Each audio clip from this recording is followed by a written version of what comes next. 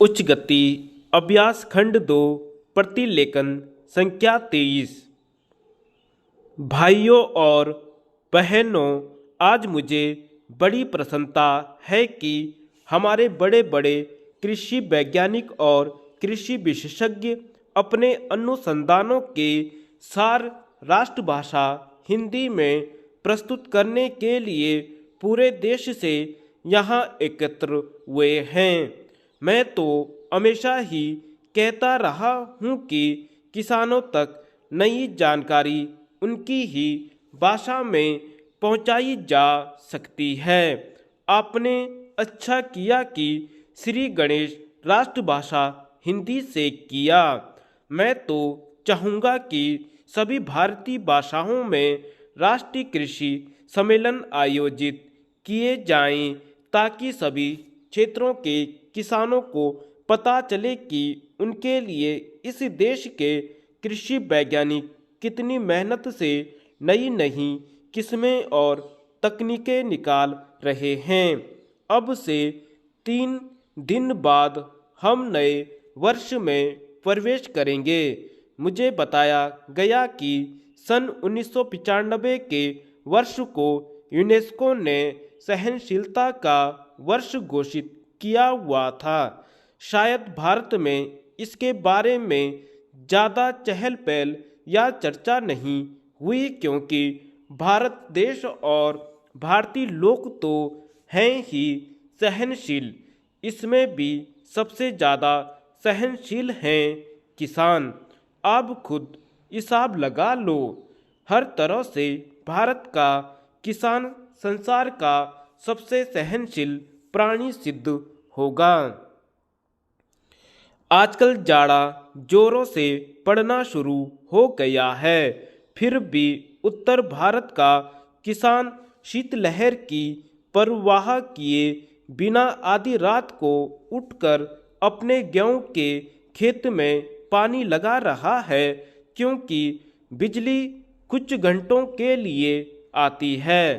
किसान ठंड सहकर फसल उगाएगा और फसल पकते पकते गर्मियाँ शुरू हो जाएंगी, तो जेठ की तपती धूप में वह खेतों में कटाई व मड़ाई का काम करेगा।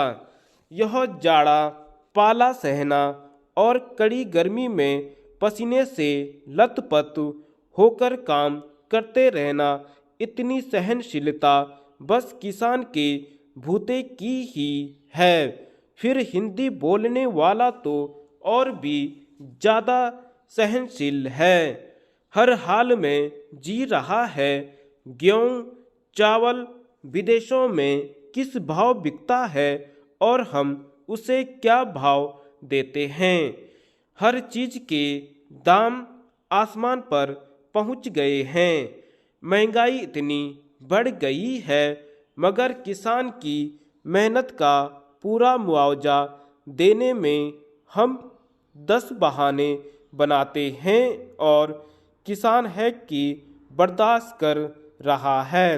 बिजली महंगी हो गई, डीजल महंगा हो गया, संकर बीज महंगा मिलता है, रासायनिक खादें महंगी मिलती हैं, मगर दालों के भाव चढ़ गए तो चिल्लपन शुरू हो जाती है। मेहनत करता है किसान और उसकी मेहनत पर फलते फूलते हैं बिचौलिए, मंडी के दलाल, आलू के चिप्स बनाने वाले व्यापारी, उसकी फसलों का तेल निकालने वाले व्यवसायी। ये सारी बातें सहते हैं हमारे किसान भाई। 100 किसान से बड़ा सहनशील और कोई नहीं। कोई आता है तो खराब किस्म का बीज बेच जाता है, तो दूसरा जिप्सम के नाम पर मिट्टी बेच जाता है। कई एक नकली कीटनाशक दवाएं बिक रही हैं, छिड़को तो कोई असर ही नहीं होता। किसान बेचारा सब कुछ सह रहा है।